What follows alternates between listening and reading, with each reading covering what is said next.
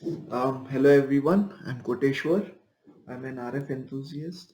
In this video, we'll discuss about IQ modulator and uh, when we give a sine wave at its input, we'll observe what will be the spectrum at the output.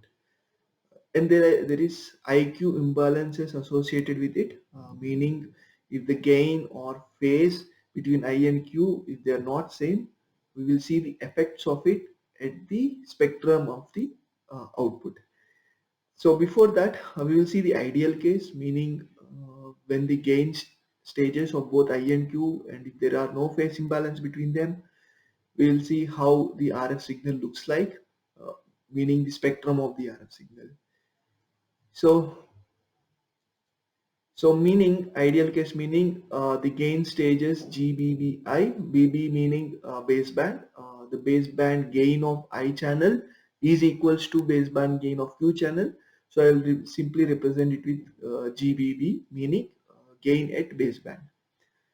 The gain which the LO correspond, which is the LO in the I channel, the gain of the LO in Q channel, both will be same. I'm just considering the ideal case.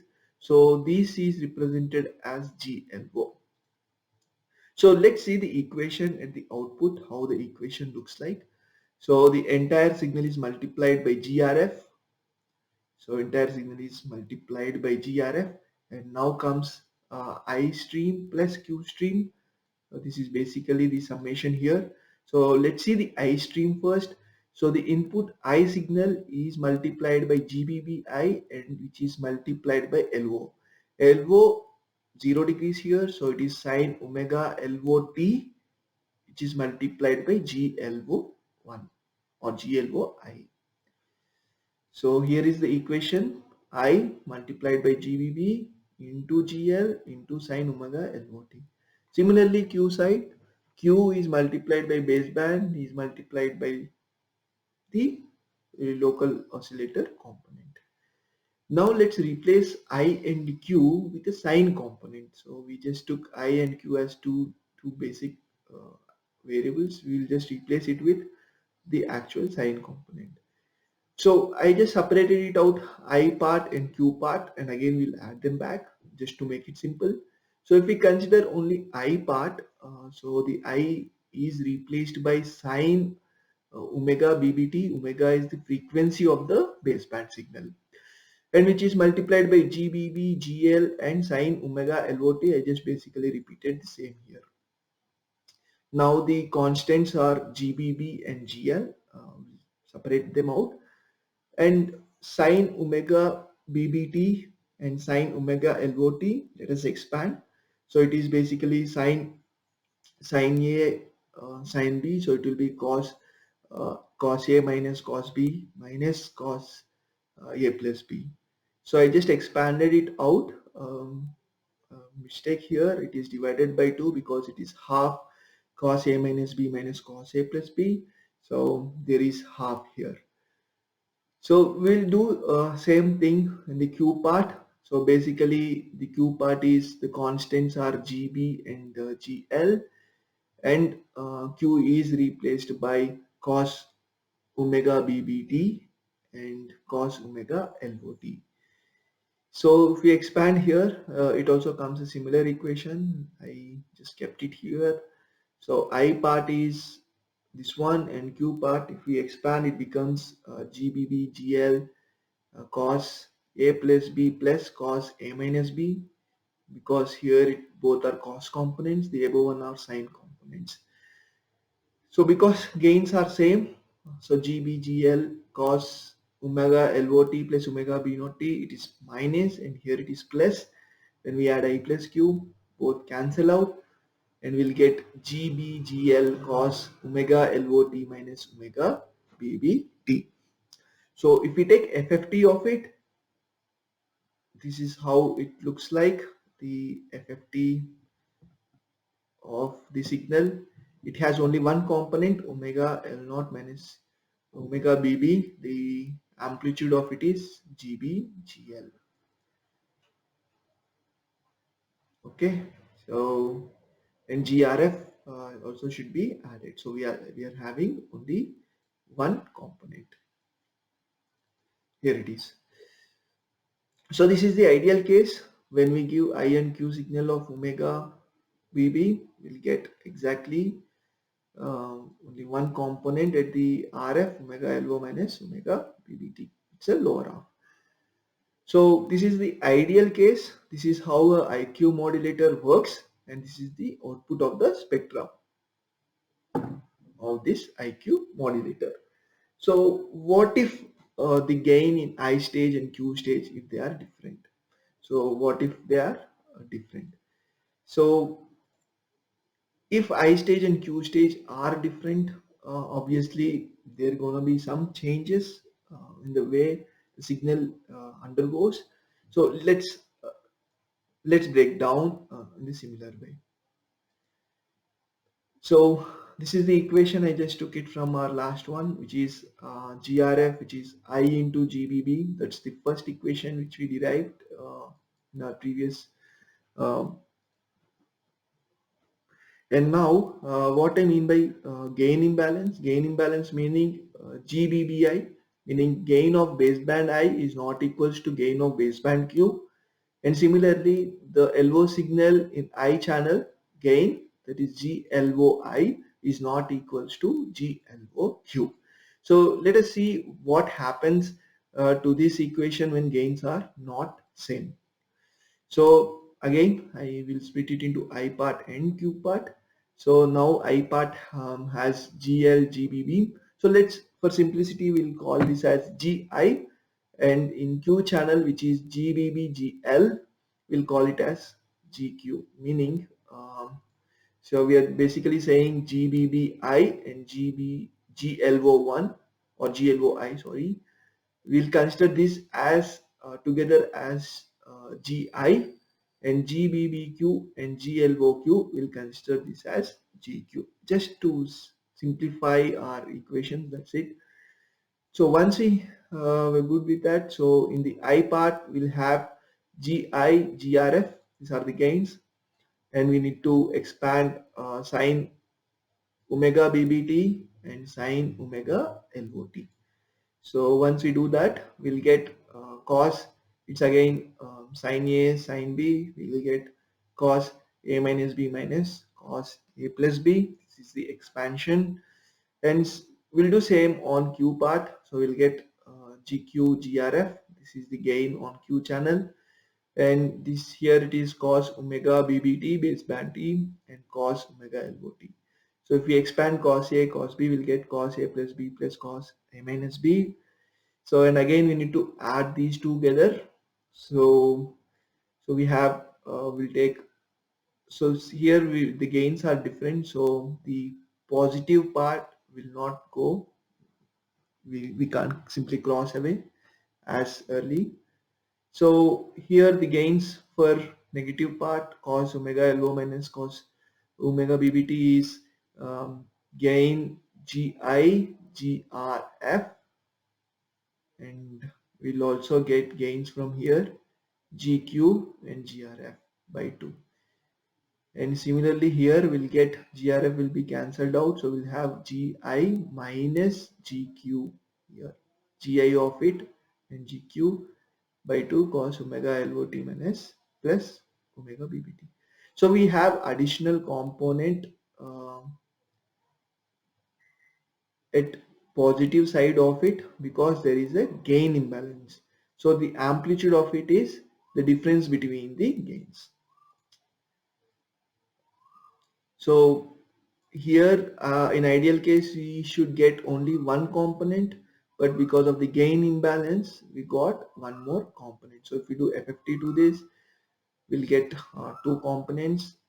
One is negative side of the LO, one is a positive side of the LO, and this is the gain of the negative part. This is the component which we need, and this is the additional component which we got because of the gain and gain imbalances between I and Q channel.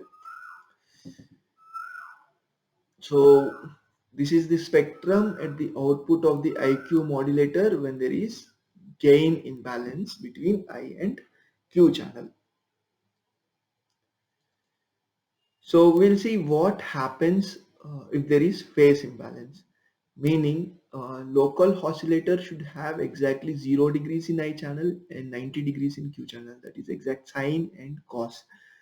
We will see what happens if it has some phase error in Q channel.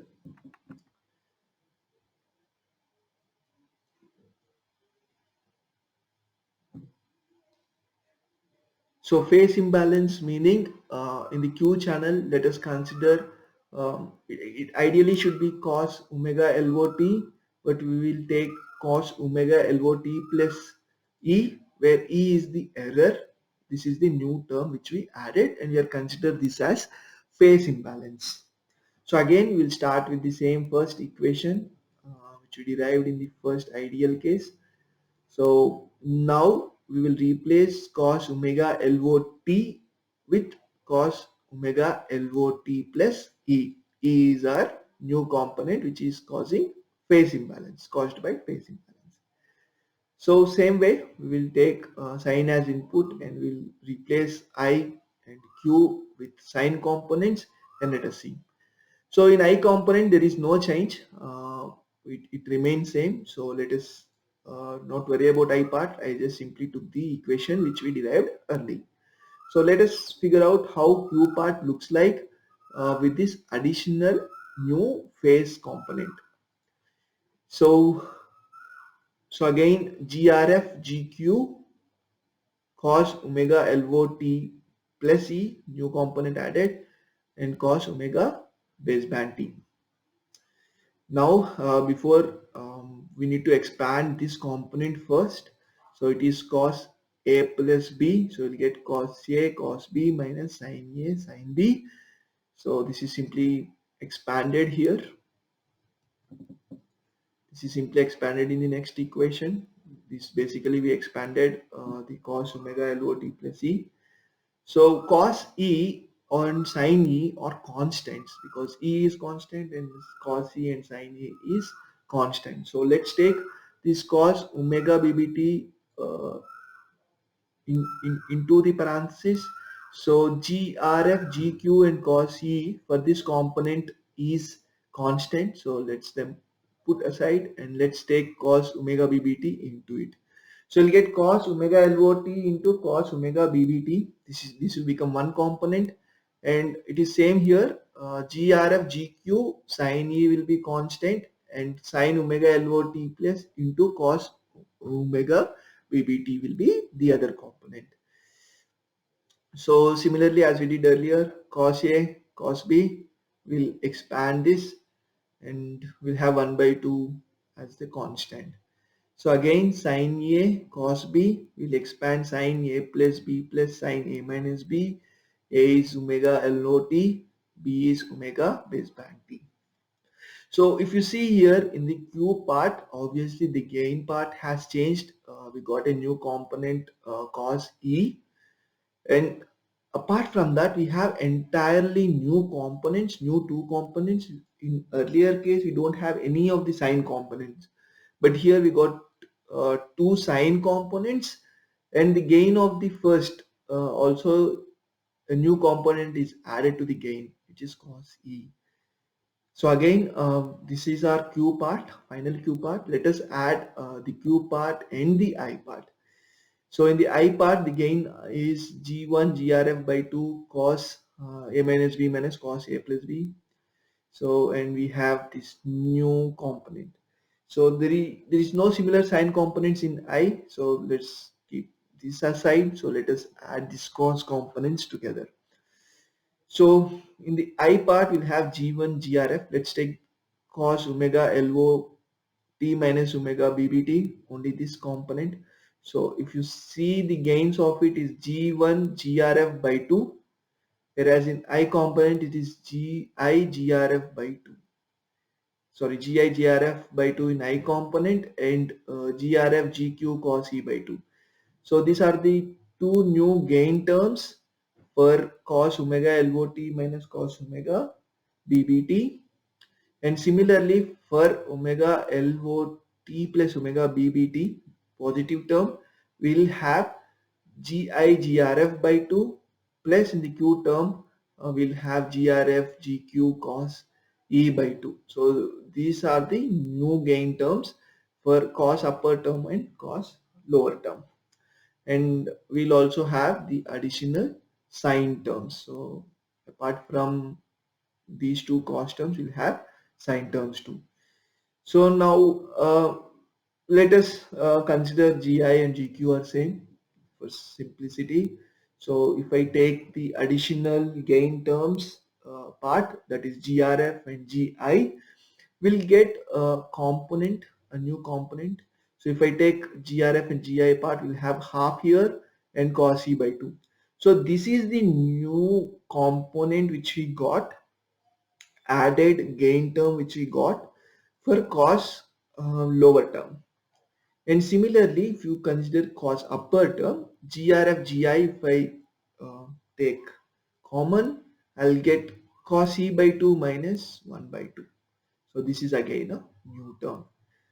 So we got one more additional term for in the gain part of cos lower term and cos upper term. And apart from that, we have entirely new sine terms. So lot of terms came because of a simple phase imbalance.